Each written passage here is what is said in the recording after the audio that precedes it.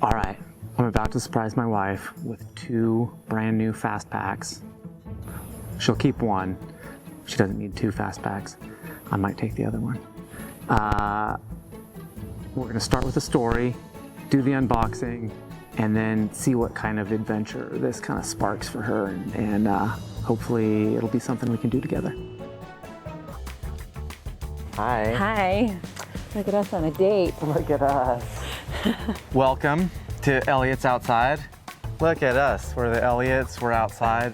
So if you're anything like me and you're watching this video, you're curious about gear, you're either hyper obsessed with new gear, what's out there, like how can I be using gear better? I'm that guy. Or are you someone who is like, just pick the good gear for me, I don't care about researching it? And that's me. Yeah, sometimes, but certain things you've been going and doing your own research on, and you have a lot of knowledge. So I'm really excited about this video, kind of a live exploration of what we're doing out here today, much like going on outdoor adventures, right? We're figuring it out as we go. If we plan too much ahead of time and overthink it, it's either not going to get done or we're going to have unrealistic expectations. Thanks for doing this with me. Running that rapid. Yeah. Generally know where we want to go, but we don't hyper obsess about We're reading and running single YouTube retail. right now. Exactly. Okay. So, you want to see my notes? Yeah. Blank. Blank. But the 2 parts to this are we're going to start with a story. Oh, cool. And then we're going to do some unboxing. Okay. So, You're going to tell me a story? I'm going to tell a little bit of it. You're going to co-tell it with me. Yes. My favorite kind of story is where I get to talk. Where you get to tell it. I like listening to stories too. Yeah. But what well, story? Okay. Oh, I don't remember exactly which year. You might have to help me on this. 2010, 14 years ago, January 1st, Flagstaff, Arizona, Grand Canyon. That was my first time. My first time in the Grand Canyon. You have a lot of experience in the Grand Canyon. You almost grew up there, practically. I grew up in Flagstaff. You grew up in Flagstaff, Arizona, but you also were a river guide down there. And so maybe not everybody knows your background, right? You've probably guided 40 or 50 trips down the Grand Canyon. You had been in this zone we were going to, and even hiked on these trails we were going to. So you were very much like kind of showing me your backyard canyon. And that was a really big thrill for me as well. Thrilling for me to be able to show her part of, the world that really means a lot to me. But we knew that we were down and out in the same day. We're not doing any backcountry camping on that particular trip. So essentially rim to river to rim. Same rim.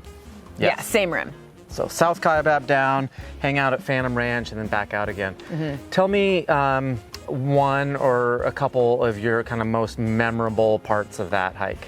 Well, I mean, a big part was like bonking on the way out, and it wasn't like any particularly like terrible bonk that I've bonked way harder and running 50Ks since then, but the like having to do all of the uphill in the second half. I mean, that's an intense, most of us go for a big hike and almost always we are hiking up and then maybe back down. It's rare that we start at the highest point in our hike and we go down so deeply. How many feet is it?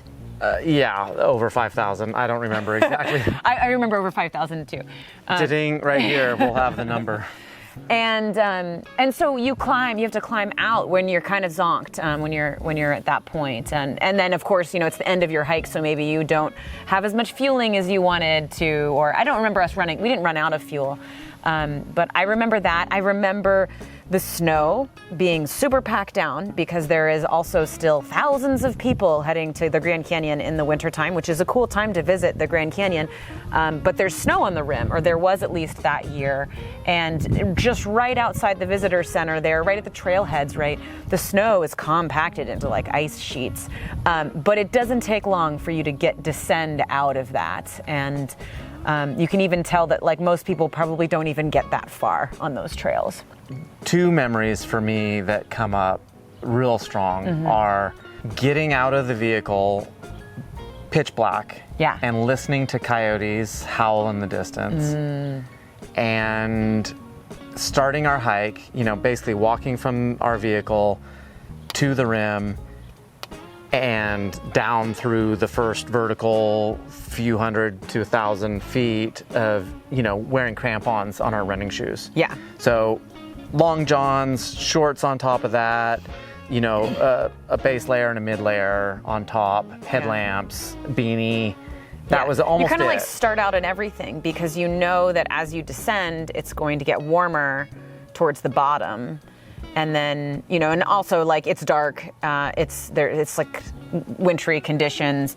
But then like when you're coming back out and even hitting those wintry conditions again, it was still daylight. It was encroaching upon sunset time period when we were climbing out. Yeah. But I remember being down at the river and just feeling like I was only in the minimal base layer that we had. I didn't have any coats. I mean, I certainly, and you almost shed those like fairly quickly on the hike, even descending. So, yeah. So on the way down though, wearing crampons in the dark and dropping down into this abyss, it was totally pitch black, no moon out. Yeah. And then just watching the glow gradually illuminate the canyon, and just for you, just like, living vicariously through your experience in that moment, it was like, to have that be your first view of the Grand Canyon was super special. Yeah, absolutely. Yeah. It's a different thing to show like the person you love this like extraordinary moment of a sunrise in the place that you love and just like experience that together. Yeah. Very like early, fresh love too. Yeah. And the reason I wanted to talk about that story, and we'll, in this channel, I hope you enjoy these stories as you get to know us better as your hosts. And you think of stories that I hope it sparks memories for you. Like, when was the last sunrise that you experienced in the outdoors? Or like, oh, that's a good way to change my itinerary for my upcoming trip so that I get in a sunrise in a way that I hadn't planned on. So hopefully you're getting ideas like that. Put it in the comments. Yeah, tell us about it. Tell us what you do. Yeah. Seriously though, engagement with the channel, the likes and the subscribes and all that, do it. It really helps us. Yeah. And we want to be there for you and have a conversation about this. So get in touch. Yeah. We want to be your friend. we're going to do an unboxing here. And you as the viewer already know what it is because it's probably in the title. Lucky. The theme here is backpacking adventures as partners, right? And as individuals, but also I want to be doing more adventures with you. We do so many adventures with our family. I want to do more adventures with you as my partner. Yeah. And so this is that theme, and I'm really excited for you to do this unboxing. If there's anything else you want to say about connecting and adventuring with partners. Oh, it's just amazing that like when you do have kids, and if your goal is to help get your kids out into these spaces, maybe that's not, maybe you're like, hey, we're gonna just do what's easy, and that's awesome too. And you focus really on just maintaining your connection with outdoor adventure, like however you do that. But I know at least us, like the amount of times that you and I have recreated together are like, you can count on one hand easily in a year without the kids. So yeah, that would be cool. Anyways. And that said, I really do cherish all the adventures we do as a family. Oh my God, yeah. And then we go and adventure separately, individually. Yeah, that's actually easier than getting out you and I together. Right. Is that like we went and like that's kind of a gift of parenting that I hadn't anticipated. Anyway, this is not a parenting video. I'm sensing bag. I don't want to rip it, so I'm going to use this instead. You wanted to hide. Oh, you wanted to hide it. Read it. I read the brand. This is a backpack. Is this a Fastpack? That's a piece of white paper for you. This is the highly structured frame for your Fastpack. This is my frame. Okay, whoa, this is like the tiniest. Okay, you know what would be funny right now is if you suddenly pulled out my old backpacking backpack. We'll put a photo of it, snapshot for B-roll. Yeah, I mean, I traveled to South America with that beauty, but wow, you could fit about 100 of these inside that, I think. Oh my God. This is beautiful. It's so small. How am I ever gonna fit everything in here that I ever want to take? Oh, and I'm really excited about these because this wasn't a thing when I was a backpacker, and really, like, I have yet to become a backpacker is really what that is. This is our backpacking decade, I think. But I did it as a necessity before when I couldn't go kayaking. But it's these, the storage, the hydration for my fueling. So I have this big Fastpack dream for this summer that I want to start to pick apart the PCT Fastpack style, which is really just so that I can run a little bit more. I don't think I'm doing any like more mileage than honestly like many of the thru hikers do on a day. But I want to get in a 3-day chunk, and my goal is to get in from Trout Lake to White Pass. So hopefully we'll like create a video about that because I will have done it. Yahoo!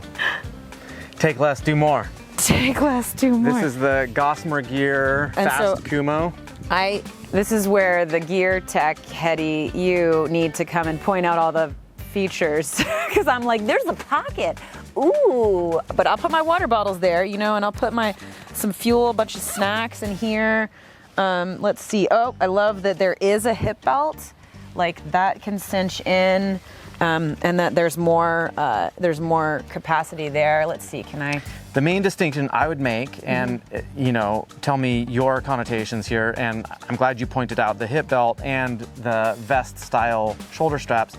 The main distinction between a fast pack and an ultralight pack, it's the ability to run and jog in a pack like this that makes it a fast pack, as opposed to just an ultralight pack, where most ultralight packs are also foregoing even hip belts, right?